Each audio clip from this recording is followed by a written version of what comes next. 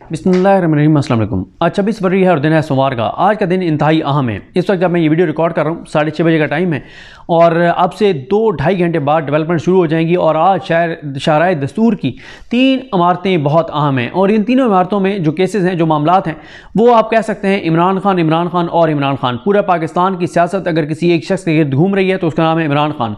पूरा निज़ाम अगर किसी एक शख्स के खिलाफ खड़ा है तो उसका नाम है इमरान खान। पूरा पाकिस्तान के अवाम की अक्सरियत अगर किसी एक शख्स के साथ खड़ी है तो उसका नाम है इमरान खान।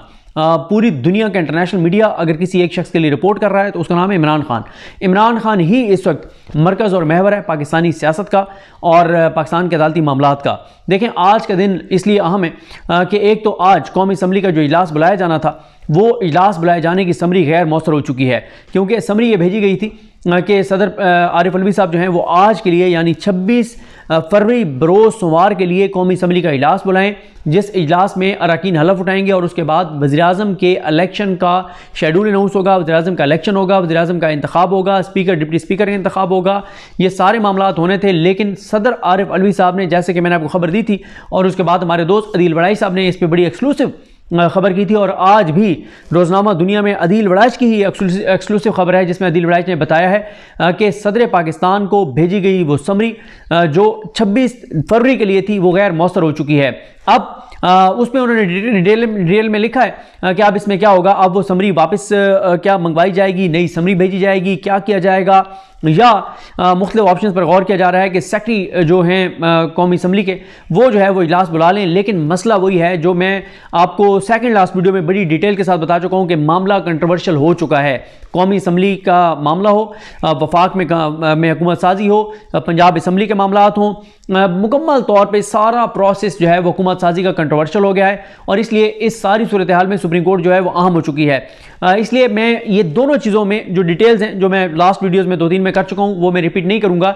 अलबत्त अगर आपने वो वीडियो नहीं देखी जिसमें मैंने कहा है कि सुप्रीम कोर्ट अहम हो गई है, वो ज़रूर सुन लें। सुप्रीम कोर्ट बिल्कुल अहम हो गई है, क्योंकि एक ऐसे वक्त में जब सुप्रीम कोर्ट ने 8 फरवरी के इंतखाबात करवाए हैं, जब सुप्रीम कोर्ट ने बल्ला लिया है, जब सुप्रीम कोर्ट ने लेवल प्लेइंग फील्ड नहीं दी, जब सुप्रीम कोर्ट ने जो है वो ये आरओ को, ये ब्यूरोक्रेट्स को बतौर आरओ बहाल किया, तो अब जो भी इस मुल्क के अंदर क्राइसिस है उसका सबसे ज़्यादा दबाव सुप्रीम कोर्ट पर आ रहा है, क्योंकि जो जितने लोटे क्रेसी हुई है, जितने लोटे बने हैं, जितने लोगों ने वफादारियाँ तब्दील की हैं या करवाई गई हैं, करोड़ों रुपए लिए हैं या उनको उठाया गया है, जैसे भी हुआ है, वो सब कुछ वजह बना है, जो उसका सबब बना है वो सुप्रीम कोर्ट का बल्ला वापस लेने वाला फैसला है। वरना बल्ला होता तो कोई उम्मीदवार पीटीआई के टिकट पे जीत के इधर उधर नहीं जा सकता था।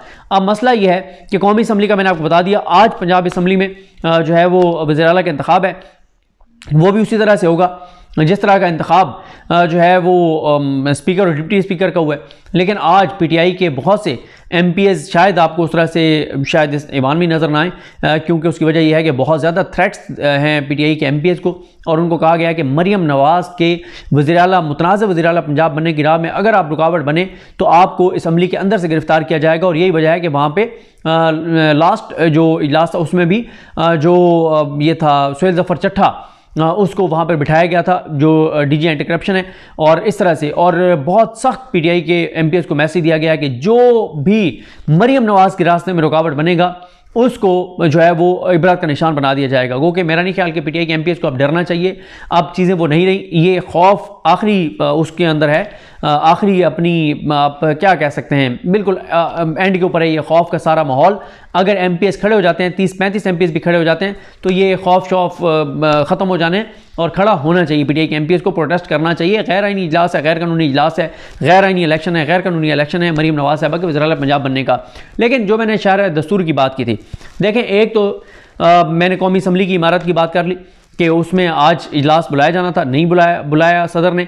अब क्या होगा, ये एक बड़ा सवाल है और नून लीग इसलिए बौखलाहट का शिकार भी है। लेकिन इसके अलावा भी 3 इमारतें बड़ी अहम हैं। एक तो सुप्रीम कोर्ट ऑफ पाकिस्तान है, और आज सुप्रीम कोर्ट में वैसे तो वो आज सुप्रीम कोर्ट ने रिव्यू लगाया हुआ है जो कादियानियों के हवाले से सुप्रीम कोर्ट का एक फ़ैसला था, और उसको सेम डे काजी फायसल साहब ने रिव्यू दायर करवा के सेम डे समात की, नोटिस किए, और आज उसके ऊपर जो है वो समात है। एक तो वो बहुत अहम है।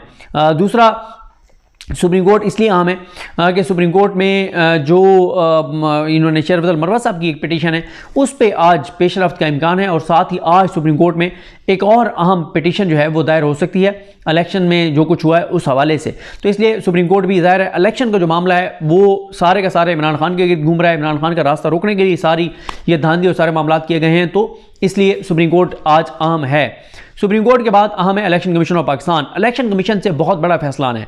इलेक्शन कमीशन ने आज फैसला सुनाना है, आज फैसला करना है कि तहरीक इंसाफ को मखसूस नशिस्तें दी जाएंगी या नहीं दी जाएंगी। अब इलेक्शन कमीशन पर बहुत दबाव है क्योंकि सदर पाकिस्तान आरिफ अलवी साहब ने इसलिए इजलास नहीं बुलाया कि उन्होंने कहा कि पीटीआई को मखसूस नशिस्तें नहीं मिली, ऐवान नामुकम्मल है और इस नामुकम्मल ऐवान के साथ आप जो है वो असम्बली का इजलास नहीं बुला सकते। प्लस उन्होंने कहा है कि वज़ीर-ए-आज़म के इंतखाब, स्पीकर, डिप्टी स्पीकर के इंतखाब जो है वो मखसूस नशिस्तें फिल किए बगैर नहीं हो सकता।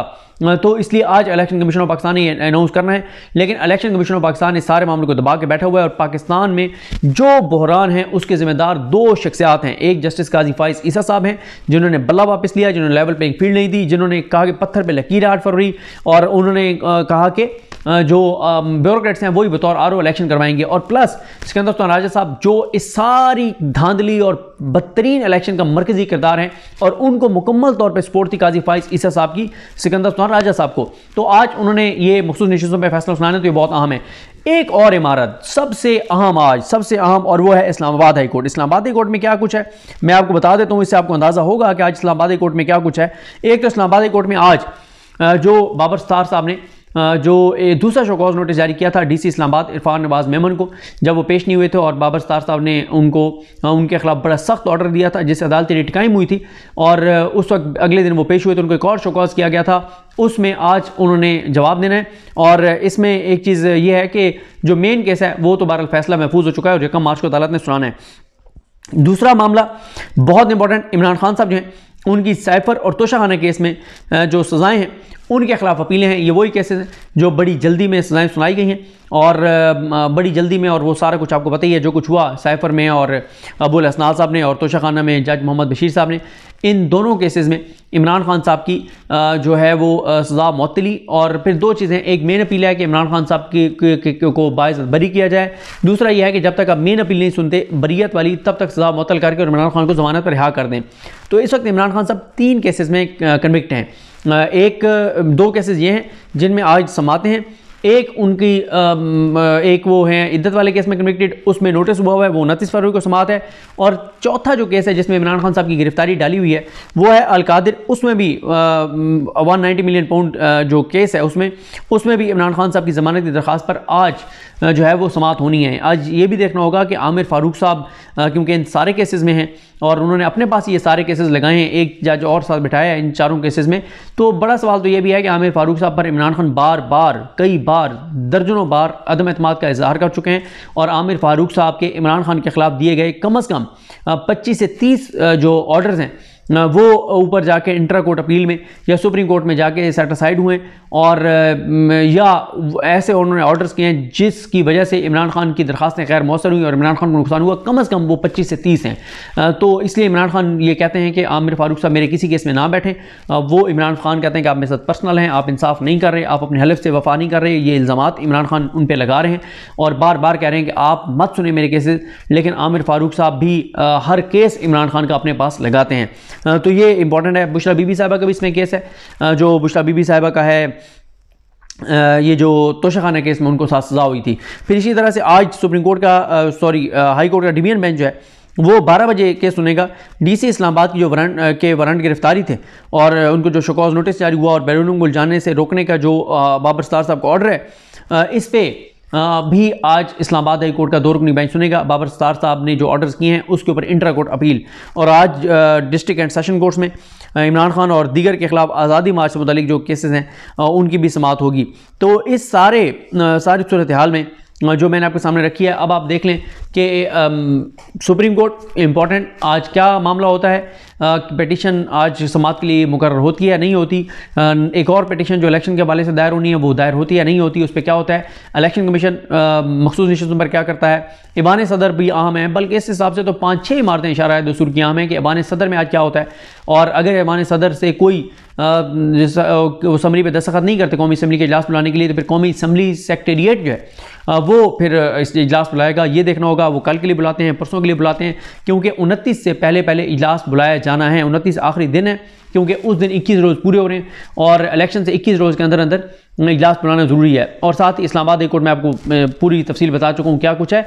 तो आज बड़ा हैपनिंग वाला दिन है, बहुत सी खबरें होंगी। और आज ही इमरान रियाज खान साहब की लाहौर में उनकी ज़मानत की दरख्वास्त पर समाअत है। इंशाल्लाह उनकी बेल हो जाएगी और अल्लाह करे कि उनको ज़मानत के बाद रिहा किया जाए। खुदा न खास्ता वो काम ना किया जाए कि उनको किसी और केस में गिरफ्तार कर लिया जाए। उनके खिलाफ एक झूठा प्रोपेगेंडा हुआ, जो उनके लास्ट वीलॉग से खुद ही वो सारा प्रोपेगेंडा जो है वो बर्बाद हो गया, कि जिस पे उनके ऊपर इल्ज़ाम लगा था कि उन्होंने काजी फाइज़ ईसा साहब के ख़िलाफ़ कोई उन्होंने उकसाया लोगों को। हालांकि इमरान भाई ने उसमें बड़ी तफसील से कहा कि इस पर उलमा को बात करनी चाहिए, तामुल बर्दाश्त से काम लेना चाहिए। तो कहीं पर उन्होंने किसी तरह की ना तो काजी साहब के खिलाफ मुहिम चलाई है, ना ही उकसाया है। तो ये है सूरत हाल। मुझे अपनी दुआ में याद रखें। अलग हम सब कहामी नासरो। अल्लाह हाफ़िज़।